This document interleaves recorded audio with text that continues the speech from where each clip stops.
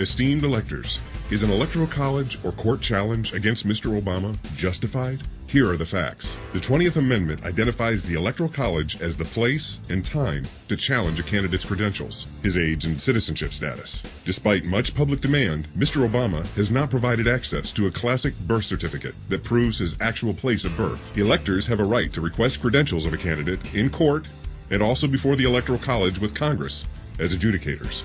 Electors have a duty to the country over any pledge to the party to vote their conscience. Voter intimidation by the party is illegal. If you could not act independently, then your vote would be just a sham rubber stamp. You must have no doubt that the candidate meets the natural-born citizenship and age requirements. Our founding fathers placed in the Constitution restrictions on who could be the president and commander-in-chief. It was deemed wise to restrict that post to natural-born individuals without dual citizenships. Barack Obama has yet to provide support for his assertion that he meets that constitutional bar.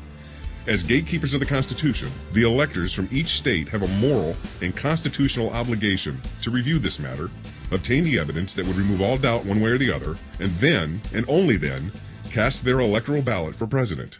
Despite any pressure from your party officials to bundle your vote and cast en masse, you have the right to know and the right to cast that ballot as your conscience and the Constitution demand. Constitutional obligation must take precedence over party loyalty and party rules. It turns out that no government agency is currently tasked with preventing fraud or even identifying that fact to the unsuspecting voters. No, not the Secretaries of State nor the Federal Elections Commission. The gatekeepers of the Constitution are the voters, and then the electors as they weigh in at the Electoral College.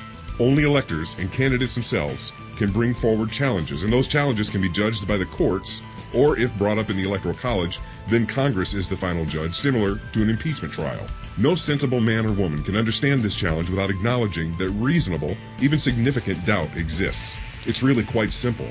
Here's what an actual Hawaiian birth certificate looks like. Witnesses, real places where even more traceable information like birthing records for the mother are kept.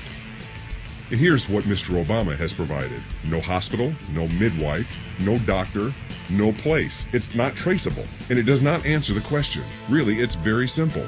As an elector with a profound duty, demand to see the real birth certificate, or at least the documentation behind that nearly worthless certification document. While some have argued about the web document's authenticity, that question really is moot. Real or not, it does not fully answer the question. The state of Hawaii has weighed in and claims that there is a record of Mr. Obama's birth on file in the Department of Vital Statistics. However, that is not enough. Since there are two distinct birth documents issued by the state of Hawaii, which one do they have? They gave less detail than what the published document lists. What is troubling and frustrating is that Obama can, and has had the ability to do so for quite some time, resolve this matter by simply providing a certified copy of his authentic birth document. The only reasonable explanation is that he simply doesn't have a document that shows he was born in the U.S. You, however, the electors, are some of the few people on the planet who actually have the right, the power, and the leverage to demand the answer. Join the growing list of electors who will demand this question be answered before the college meets. Think about it. We're not asking for something extraordinary. It's just a birth certificate. We've all had to show ours. We've all had to provide personal information to be eligible for a job. We're not asking for something expensive, less than $20. Yet Mr. Obama has chosen to hire 3 law firms to fight increasing numbers of court cases across our country to dodge the issue. By way of explanation, how much does Mr. Obama believe he owes the citizens of America? That's right, nothing. If you agree that you want to know, really know for sure before you cast your electoral vote, then add your name to a growing list of Electoral College electors who will be represented in a suit filed with the Supreme Court and also with the Electoral College itself. You deserve to personally see the cards that Obama has, to date, held very close to his vest. For more information, please visit us at www.democraticdisaster.com.